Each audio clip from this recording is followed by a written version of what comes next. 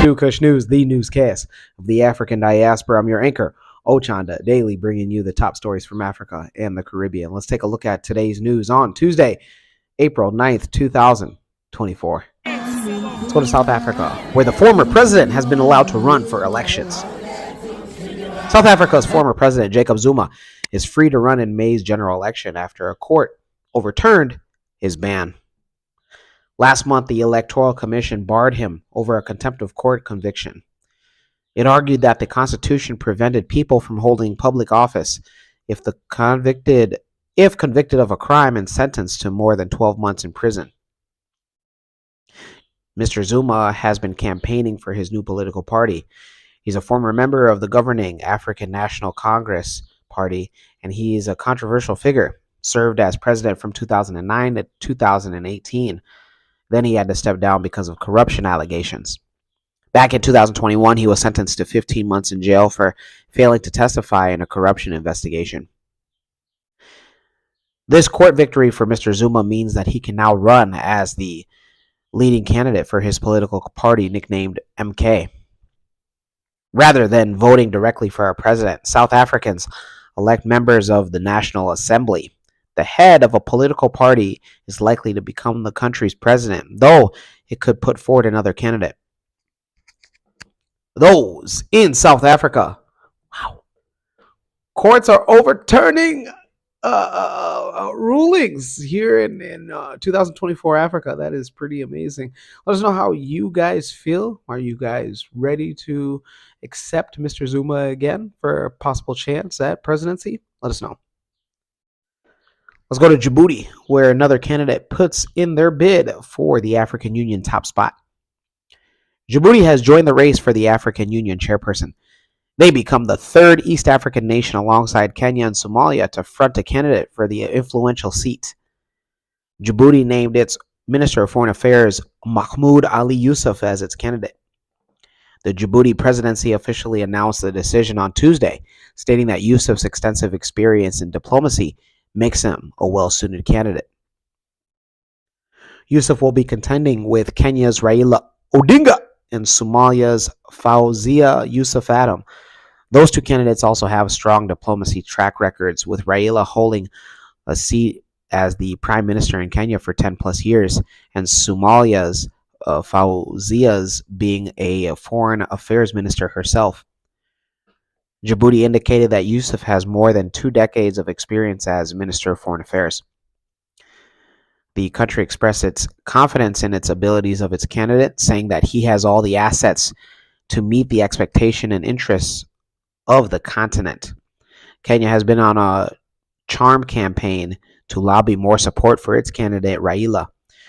Djibouti's entry into the race further complicates Kenya's President William Ruto's efforts to secure regional backing for Raila. Those in Djibouti. Wow, you guys putting in bids for this influential spot. I see you guys, huh? You guys are playing chess, not checkers.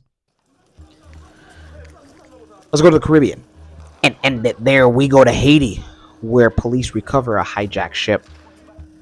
Last weekend, Haiti's national police say that it had recovered a hijacked cargo ship following a gun battle with anti-government rebels that lasted more than 5 hours. 2 police officers were injured, and an undetermined number of rebels were killed in the shootout that occurred last weekend. This is a rare victory for the underfunded police department that has struggled to quell violence following a spate of attacks that began in February. Police said in a statement on Sunday that those responsible for the hijacking were members of a rebel group named the 5 Seconds and the Taliban. They said that gunmen seized the transport ship on Thursday as it departed the port of Vero. Radio Telemontrome reported that the rebels kidnapped everybody on board and taken majority of the supplies.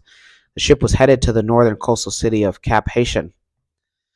Violence continued on Monday, with police using megaphones to order the evacuation of areas near the National Palace in downtown Port-au-Prince.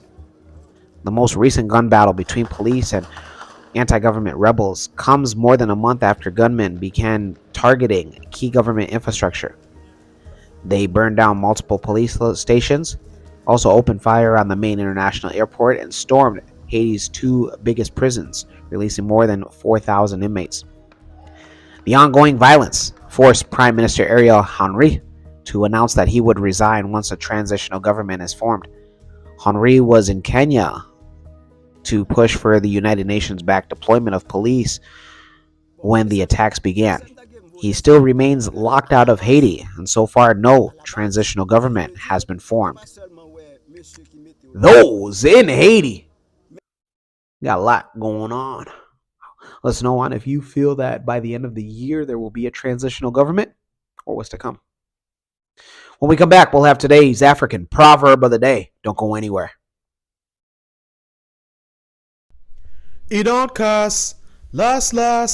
Now everybody visit www.mccadero.com. Shayo.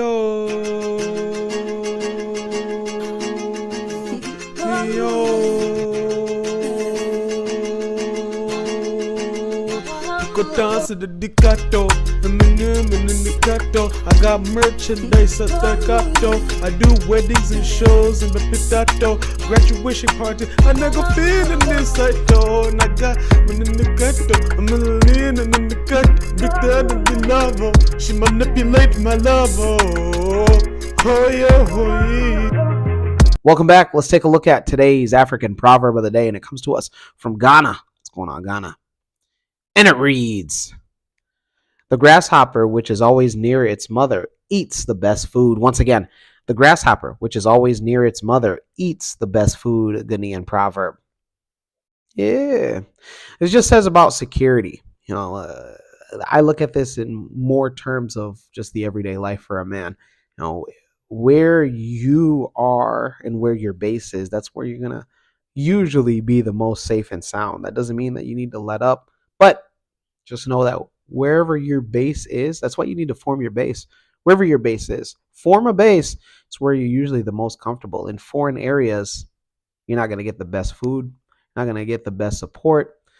And in some cases, you're going to get financially manipulated. Oftentimes the YouTube travel vloggers, they go to other countries, and because they don't speak the local language, and the merchants can tell, and then they're charged a higher price for services and goods that normally the locals don't pay. So wherever your base is, you can maintain control of that.